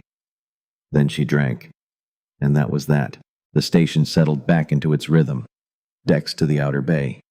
Kale to whatever Kale did in the hours that were not spent in direct proximity to Sarath, which appeared to be a combination of maintenance tasks and what I had come to recognize as her version of rest, which looked like stillness and was probably not. Sarath went to the secondary terminal. I went to the medical bay, and we were back.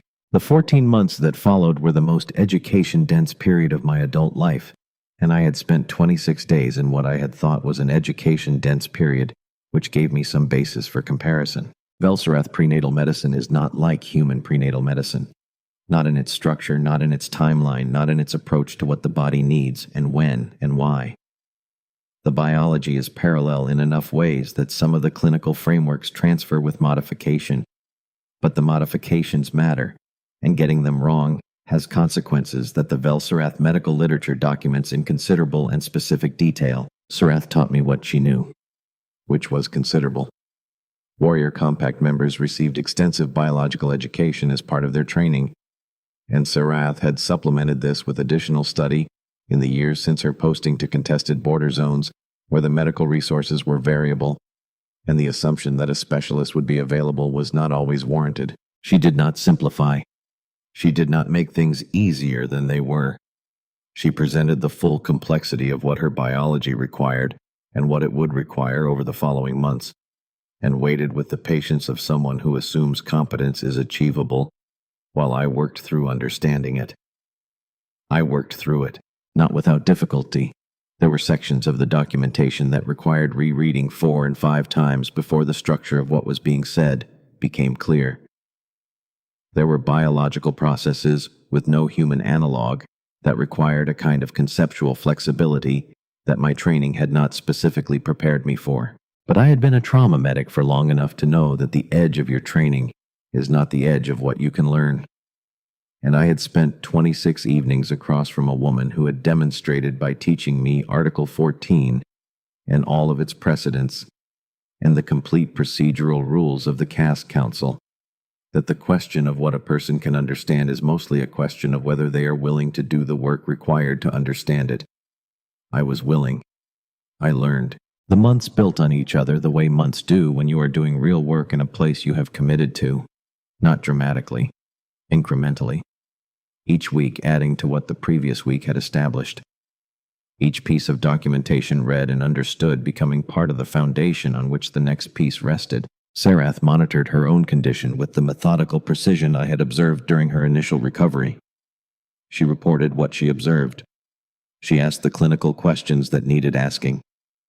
She accepted my assessments when they matched her internal readings, and flagged the occasions when they did not, which led to productive discussions about the limits of the equipment and the interpretation of data at the edge of its calibration range. We had those discussions at the secondary terminal in the evenings, the way we had discussed Article 14 and the Cast Council procedural rules. The same terminal, the same tea from Dex at 8 o'clock, the same quality of working silence in between the specific exchanges, different material, the same method. Dex updated the supply logs to reflect the expanded medical inventory. He did this without being asked, and without making an adjustment to the station's administrative structure that required approval. He simply integrated the new documentation requirements into the existing framework and continued. Kyle began spending more time in the medical bay, not as a patient, as an observer. She watched me run the monitoring protocols and the assessment sequences with the focused attention of someone who is learning something and does not feel the need to announce that they are learning it. On the 43rd day of the 14 months, she asked me a clinical question about the monitoring equipment, about what a specific reading indicated and what the range of normal was, and what would constitute a deviation that warranted attention. I answered it.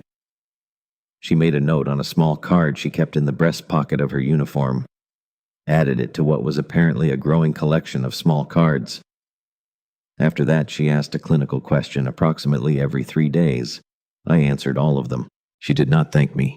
She filed the answers on her small cards and continued doing what she did, which was being present and competent and steady in the specific way that Kyle was those things. On the 67th day, I found her in the medical bay at 6 in the morning, running the monitoring sequence I had shown her on the 4th day. She had asked a clinical question, not with instruction, on her own, in the correct sequence. I watched her complete it from the doorway. When she had finished, she looked at the readings, made a note on a small card, looked up and saw me. She did not appear embarrassed. She did not appear to feel that she had been caught doing something she was not supposed to be doing. She looked at me with the direct Velsarath attention that I had grown accustomed to and said, "The secondary pressure reading was 11 units higher than yesterday. Within normal range for this stage," I said, "but worth tracking. Check it again tomorrow at the same time." She made another note on the small card. "I will," she said, and she left.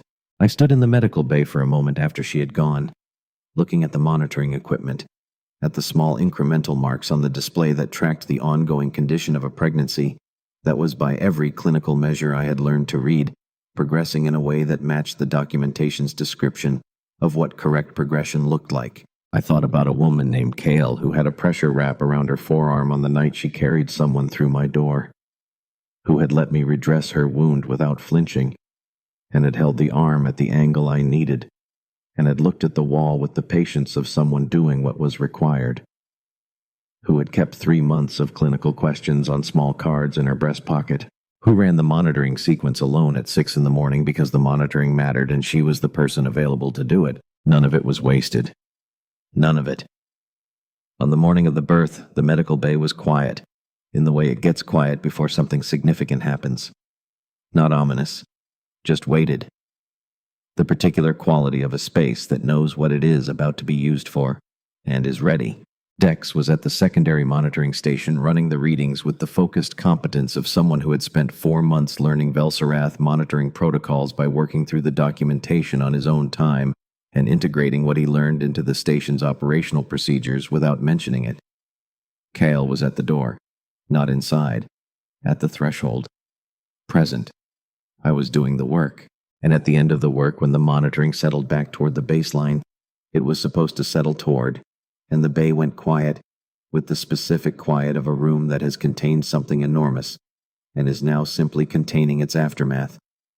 She looked at me, the amber eyes, the copper of her, all of it steady in the way she was always steady. She named the child in the Velsarath form, each word placed with the precision of someone who has known this language from birth and uses it now with the full weight of everything it carries. Not ceremony for the sake of ceremony. Function. The provision requires the naming. The naming creates the record. The record creates the standing. The standing protects the child in ways that will matter for years, and possibly decades, in ways neither of us can fully anticipate. She named the child. Then she looked at me. "Your turn," she said. I had spent 12 months thinking about it. Not constantly. Not in the anxious way of someone who cannot let a problem go. In the background way of a question you know you will eventually have to answer, and that benefits from being considered slowly rather than forced. I had thought about what names are for, what they do, what they carry, and what they should carry, and what they do not need to carry, because the child will carry their own weight in time, and a name that is too heavy at the beginning does not help. A name is not a history. It is not a summary of what brought two people to a room together and what happened when they got there. It is not a memorial to a decision made with 4 units of O negative and 70% and a 40-minute window. A name is the first sound someone makes in the direction of a person. It is the beginning of the language you will use for the rest of your life when you mean this one specific person and no one else. That is all it needs to be. I spoke the name I had chosen, soft, clear, into the quiet, into the record that Dex had queued on the administrative terminal without being asked, as he had queued it and was ready with it because he had understood that it would need to be ready and had made it ready, into the record that would carry it forward, in both languages, under both lines, with full standing on both sides of what had started in a room with 4 units of O negative and a decision that I would make the same way every time. Sarath listened. She looked at the child. Then she looked at me. "Still correct," she said. Not the formal register. Hers. The one I had learned over 14 months of evenings and mornings, and the particular silences in between. The voice she used when she was telling me something true and wanted to make sure I understood that it was true, and not merely being said. The filtration system hummed at the correct cycle interval. The monitor ticked along at the baseline it was supposed to tick along at. Dex closed the administrative terminal and moved to the outer bay without being asked. Because that was what the moment required, and Dex understood what moments required. Kyle appeared briefly in the doorway, looked at what the room contained, made a sound that was not quite a word, and was not quite not one, and went back to the outer bay. The station's morning was coming in through the narrow window, pale, ordinary, the specific kind of ordinary that has to be built.